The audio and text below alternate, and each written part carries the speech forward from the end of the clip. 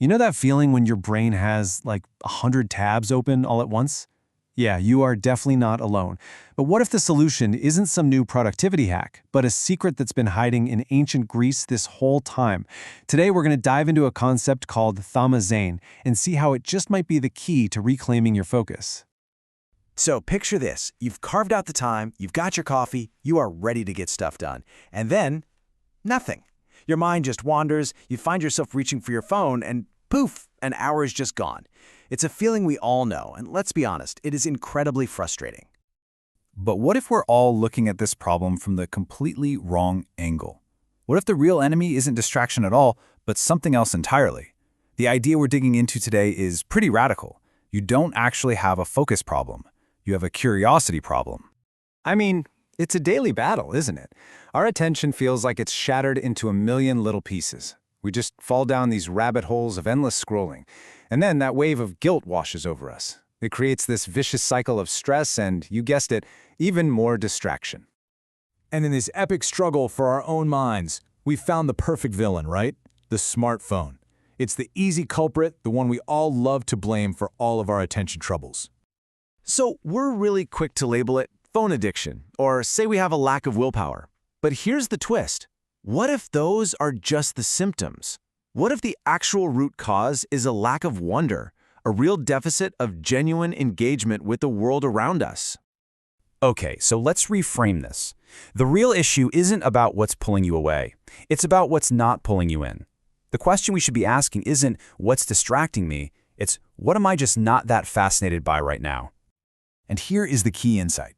Our phones aren't really the cause of our distraction. They're just the destination. They are simply where our attention goes when there's nothing else sparking our genuine curiosity. Think about it. Your attention has to flow somewhere. And if you don't give it a compelling place to go, it's going to find the easiest path. And today, that path almost always leads right to our phones.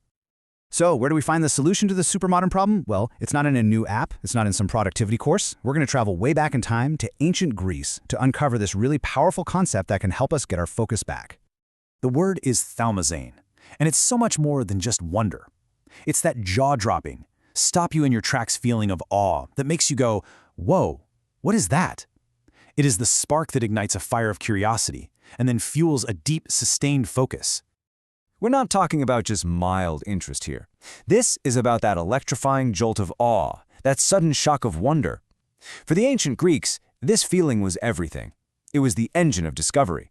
In fact, Plato and Aristotle, just two of the greatest minds in history, both said that all philosophy, all deep thinking, begins with Thaumazein. And this is the crucial difference. Thaumazein isn't just a passive, fleeting feeling that happens to you. It's an active, powerful state of mind. It's like this magnetic force that pulls you in, that compels you to investigate, to understand, to go deeper. It's basically the ultimate gateway to a state of flow. So how do we bring this ancient wisdom into our chaotic modern lives? Well, the solution isn't another hack. It's about a fundamental, profound shift in our mindset, a whole new way of looking at our own attention.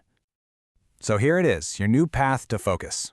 It starts with something simple but radical. Stop blaming the tool. Forgive your phone. Let go of the guilt. Then, step 2, become a detective of your own delight. What really sparks that sense of wonder in you? And finally, the most important part, give yourself permission to follow that curiosity wherever it takes you. You see, for way too long, we've been trying to force focus, to muscle through it with willpower. But true, deep focus isn't a push, it's a pull. It's the natural, effortless result of finding something so fascinating that you literally can't help but be drawn into it. This really gets to the heart of it. The whole game isn't about fighting distraction, it's about cultivating fascination. It's not about building higher walls to keep things out, it's about growing a garden of interests so amazing that you never want to leave. So I'm going to leave you with this one question. This isn't about being productive or what you feel you should be doing.